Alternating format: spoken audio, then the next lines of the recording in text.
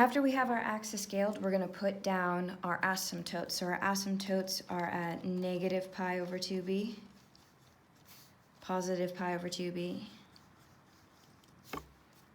and 3 pi over 2b.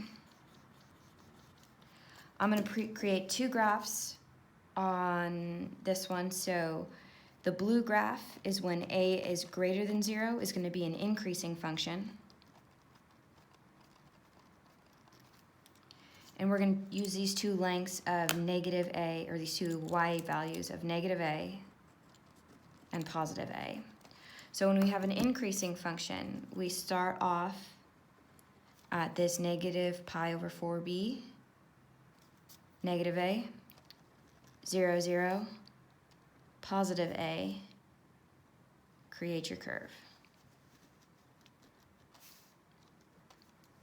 And then the pattern repeats itself. So it goes negative, 0, positive.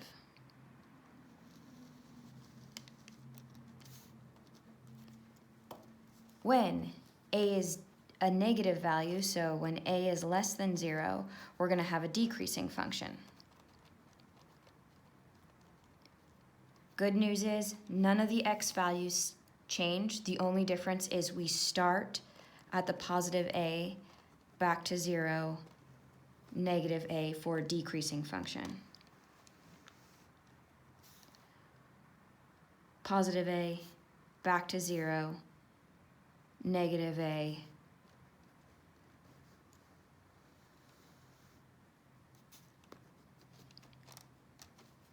decreasing function. The period for any of these graphs is whatever length is in between the asymptotes. So we have pi over 2b minus negative pi over 2b, which is equal to pi over b. So whenever we have a b value that is not 1, it'll change the period by making it smaller when the b is greater, or vice versa. Now we're going to do two examples.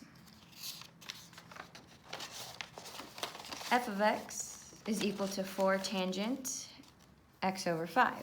So we're going to start off by figuring out where our asymptotes are. So our asymptotes are going to be when the inside of our function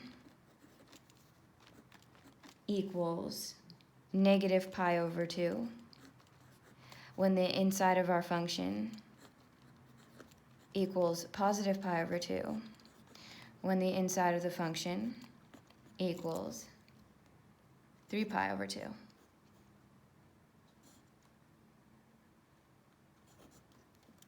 So our asymptotes are going to be at x equals negative 5 pi over 2, positive 5 pi over 2, and 15 pi over 2. The period is the distance between any of the two consecutive asymptotes. So in this situation, I'm going to pick the last two asymptotes. It does not matter which ones you choose, you will still get the same length. And it looks like the period for this graph is going to be 10 pi over 2, or 5 pi. I have my axis already set up because the axis kind of comes out the same every single time. So my asymptote is going to be at negative 5 pi over 2. Halfway in between negative 5 pi over 2 and 0 is negative 5 pi over 4. So I'm going to count by 5 pi over 4. 5 pi over 4. This next one would be 10 pi over 4, which is the same thing as 5 pi over 2. 15 pi over 4. 20 pi over 4, which is 5 pi. 25 pi over 4. And 30 pi over 4, which is 15 pi over 2. Lay down the asymptotes first. negative 5 pi over 2, positive 5 pi over 2, and 15 pi over 2. This is going to be an increasing function. A is equal to 4, so we are going to be increasing. So I'm going to start at negative 5 pi over 4 and down 4. 0, 0.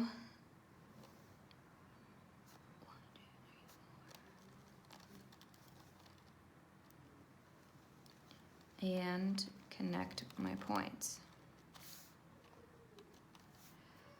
And then repeat the pattern. Negative 4, 0, positive 4. Create the curve. And this is 2 cycles of the graph f of x equals 4 tangent x over 5.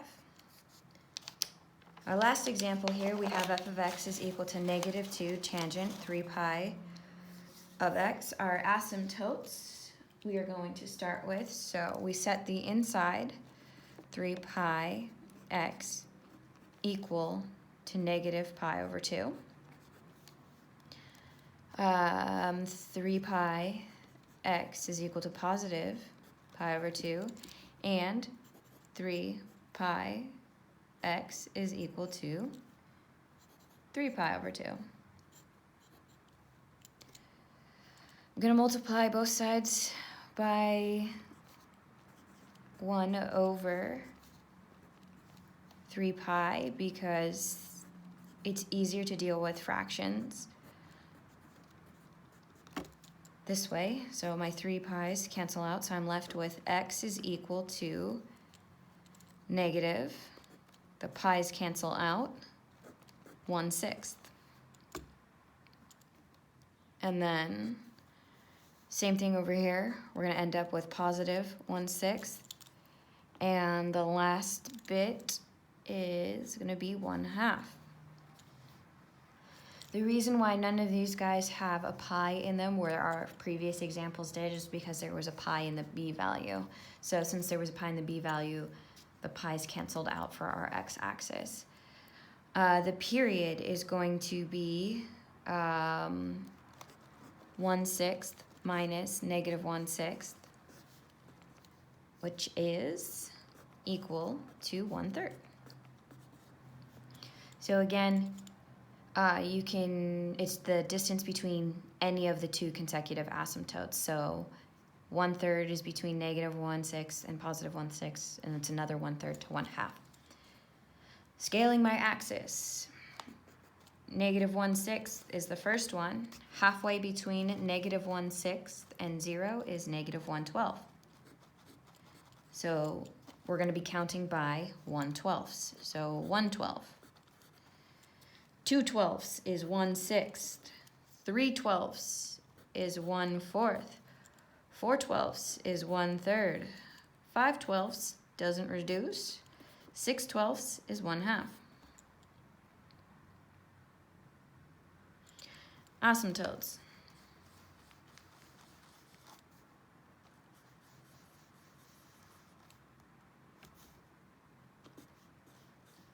At negative 1/6, positive 1/6, and 1/12.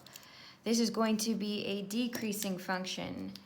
A is less than 0, so we are going to be decreasing. My A value is negative 2.5, so 1, 2, 3, negative 1, 2, 3 on the bottom. Not quite as steep as our last graph, and this one's going to be decreasing. So we start high and then go low, decreasing function in between our asymptotes.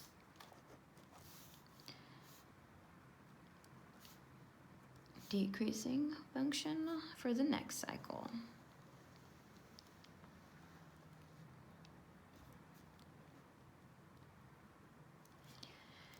And there you have it. That concludes our presentation on graphing the tangent function.